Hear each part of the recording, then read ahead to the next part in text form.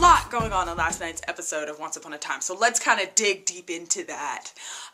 First of all, I just want to say that I'm super excited to see Graham. Graham was back, and I just want him to be back all the time. Now, the reason that we saw him, of course, was because there was a flashback. We went back to 1983, back to the day that Regina cast the spell that brought everybody to Storybrooke.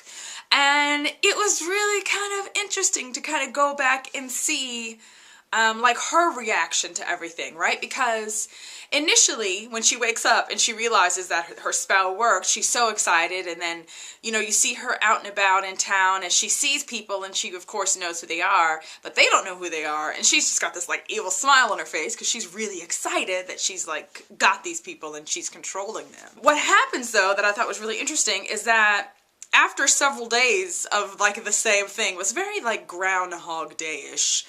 And like after several days of the same thing over and over again, and realizing that, for example, like Snow was like this timid, like afraid of her kind of girl, Regina starts to kind of like get kind of tired of that, I think. And she starts to realize that, you know, maybe what she wanted isn't really kind of the best thing, you know? Now, in an interesting twist, there's this father and son who are camping, right? And they get caught kind of like in the middle of the spell. So they're out in the woods camping, and then it's nighttime, and then there's like, you know, the clouds and the wind is blowing and all this craziness, and then they see this giant cloud. It's the magic, of course, that's coming.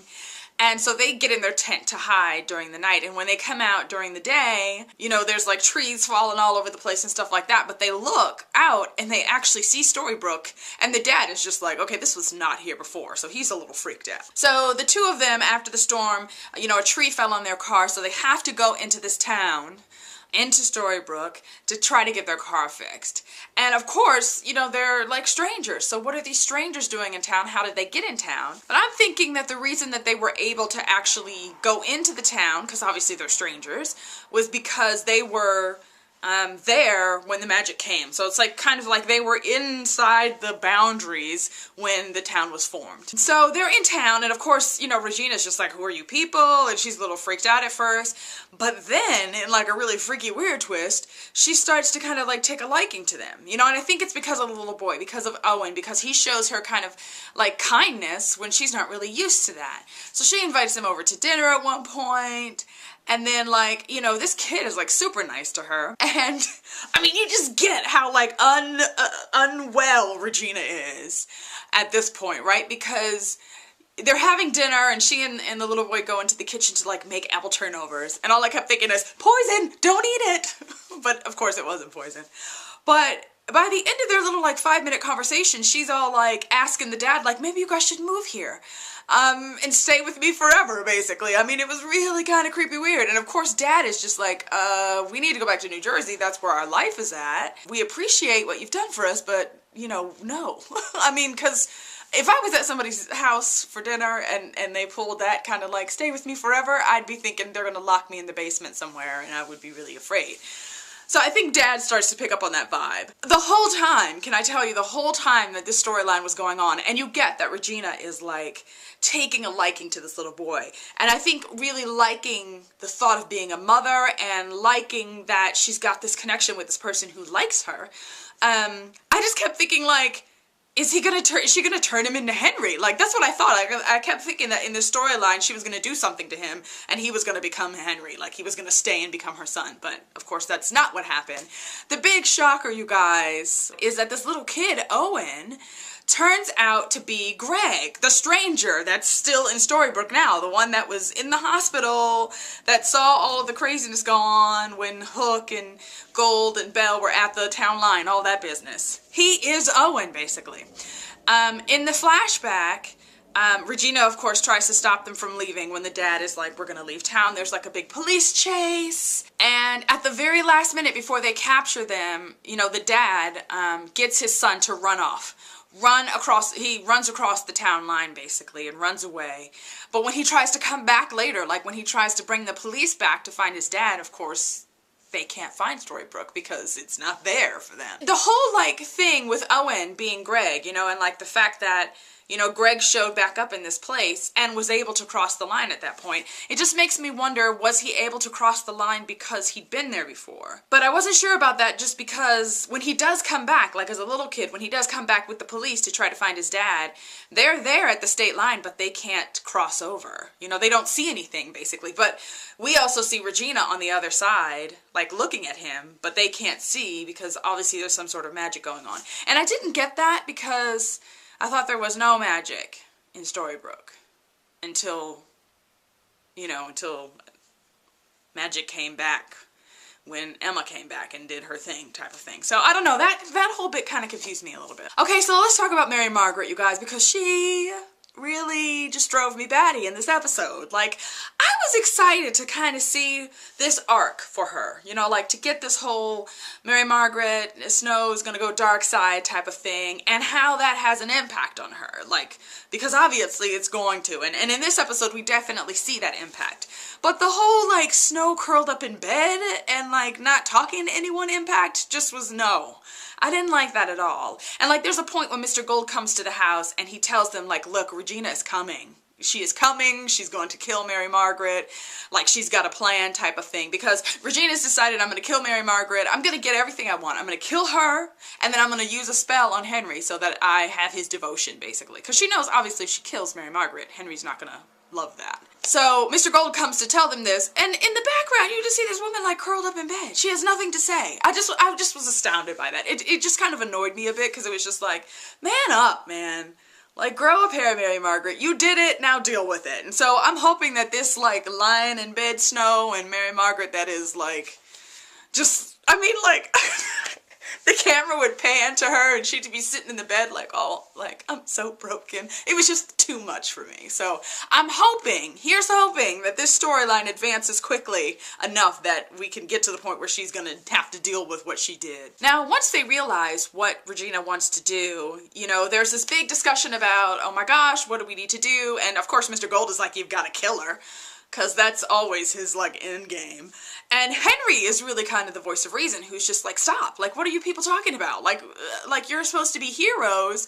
We're not gonna kill people. That's not what you guys do. And also, I think using his, like, kid logic, I had to really tell myself that several times during this episode. Henry is just a kid, so think like a kid. And I think of, like, what I used to think, when I was a kid, my type of logic. And so Henry decides, if we get rid of magic, then everything will be fine. If we get rid of magic, then Regina won't be able to kill Mary Margaret, and, things will be better type of thing. And so he goes to get some dynamite and decides he's going to go to the well that's out in the forest, and he's going to throw the dynamite down the well, and he thinks that's going to be the thing that's going to destroy magic. Of course it's not, He bumps into the stranger, as I still like to call him the stranger. He bumps into Greg in the woods. Greg calls Regina, and I'm still trying to figure out how he memorized that phone number from Henry's backpack that quickly.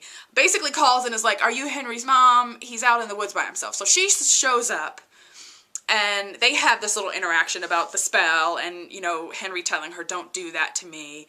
And Regina, kind of trying to get him to understand. And then everybody else shows up. Emma shows up with David and with Bay. And, there's this kind of showdown as well, where, Regina gets the fireball ready and David's got his gun out. And Henry, again, the voice of reason, has to jump in the middle and just be like, you people are insane. You need to stop it. Like, stop right now. Like, if there was no magic, then we wouldn't be where we're at right now. So, I mean, at the end of that, like, Regina decides, I'm not going to use a spell on you, so she destroys the spell that would have kind of made Henry, like, her slave to some degree. It would have made him, like, love her, but it would have just been fake. So she destroys that, to kind of show him, okay, I'm not going to use that on you. But you get that this kind of, like, blood feud, as Mr. Gold called it, is not really over between them. Like, Regina is out for blood. I mean, and you get why, for sure. So back to Snow, right? So one of my favorite scenes, I think, in this episode was when Snow just, all of a sudden, she just shows up to Regina's house. And I was not expecting that. So Regina opens the door and Snow is standing there. And Snow basically just says, go ahead and kill me. Like, I know you want to, I know that's your plan, so here I am, just go ahead and kill me, type of thing. Regina, of course, is just like, I want you to suffer type of thing, but then, you know, like 2 seconds later, she's like shoving her arm through Snow's like chest and she rips out her heart. And I'm thinking, oh my gosh, what's she gonna do? And then she shows her heart and there's like a little spot of like black inside of her heart. And so she shows her like, look, you know, like there is darkness in your heart. And Regina, you know, she starts to like get really excited about that because she's just like, the darkness is growing in your heart. Like, I can have everything I want. I'm going to get my revenge on you, and I'm going to get Henry, because this darkness that you put in your heart when you did what you did to my mother and to me, it's going to grow, and you're going to be the one that's going to destroy your family. And so it was really kind of creepy and just sad, and like, I mean, they were both crying, and she just shoves her heart back in, and it's just basically like, you know, go, just leave, because I'm going to get what I want. You're going to give it to me because your heart is becoming darker. So that was kind of creepy weird. So yeah, I guess that's the journey now for Mary Margaret, you know, for Snow, to find out if that darkness in her heart is going to grow, or if there's something that she can do to rid herself of that. So I'm feeling like that character arc can still like rescue itself, you know, can still redeem itself as long as Mary Margaret gets out of bed and grows a pair sometime soon. So here's the fingers crossed as well that we see more of Graham in the present time. I don't know how we're going to bring him back or how to figure that out, but I want him to come back because I love him. And because everyone's shipping all kinds of things for Emma. Whatever. Graham and Emma all the way for me, people. So, but it's probably not going to happen, so bummer. Now, the other question from this episode I have, because I had several obviously, is what happened to Greg's dad? What happened to Kurt Flynn? Where is he? Like, I mean, you see him getting arrested in 1983 by Graham, so it's like, what has Regina done with him? So he's obviously down in the basement somewhere, and I think obviously that's why Greg is there, because he kind of made this vow, like, I'm gonna find you someday, Dad. So he is there to find his father. Now, that's the other thing I forgot to mention, is he was recording this whole interaction between Snow and Regina on his cell phone when she ripped out Snow's heart. He was, you know, standing on the sidewalk with his iPhone, like, recording. So obviously he knows that there's something wacky going on in this town, and he remembers Regina, obviously, even though she doesn't remember him or realize he is, you know, this little kid basically from back in the day. So yeah, you guys, I thought it was a good episode. I was annoyed by several parts of it. I was annoyed. The snow drove me absolutely batty. But I thought it was good. I mean, like, I loved seeing kind of like the first days of Storybrooke, like seeing Regina be so excited about her spell. And it was just so creepy to see like how much pleasure she took in the fact that, you know, she was causing these people pain. Like, she had caused them all to forget each other. There was this bit, too, like in the beginning, where she goes to the school to get Mary Margaret and takes her to the hospital to see David, who, of course, was in a coma. And it's just like, do you know who this is? And she's like, no. And it's just like, you get that Regina was, like, testing her to see. And then she just took this, like, evil, like, happiness and pleasure out of the fact that, you know, these two long lost loves who should know each other, you know, that they don't, that she has created that. So that was, it made me sad for Regina, and just, you know, I don't know. She's so dang evil sometimes, you guys. She just is. So, okay guys, that is it for me today. Thanks so much for watching. Don't forget to subscribe, and I will see you guys again soon. Bye.